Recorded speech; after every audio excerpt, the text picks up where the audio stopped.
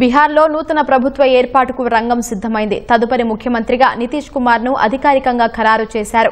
ఈ మేరకు ఎన్డీఏ శాసనసభ పక్ష సమావేశంలో కూటమి నేతగా నితీష్ ను ఎమ్మెల్యేలు ఎన్నుకున్నారు. అనంతరం గవర్నర్ వద్దకు వెళ్లిన నితీష్ కుమార్ ఎన్డీఏ నేతలు నూతన ప్రభుత్వ ఏర్పాటుకు ఆహ్వానించాలని కోరారు. గురువారం పట్నాలో జరిగే కార్యక్రమంలో 10వ బీహార్ సీఎంగా నితీష్ కుమార్ ప్రమాణం చేయనున్నారు.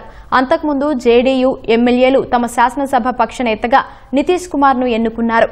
సచివాలయంలోని సంవాద్లో జరిగిన కార్యక్రమంలో నితీష్ కుమార్ ను శాసనసభ పక్షనేతగా విజయ్ చౌదరి, ఉమేష్ కుష్వాహా ప్రతిపాదించగా పార్టీ నేతలు మద్దతు తెలిపారు.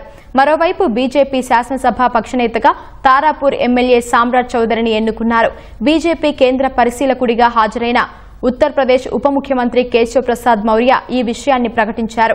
ఇటీవల జరిగిన బీహార్ అసెంబ్లీ ఎన్నికల్లో ఎన్డీఏ కూటమి 243 నియోజకవర్గాలకు గాను 202 స్థానాల్లో గెలుపొంది చరిత్ర సృష్టించింది.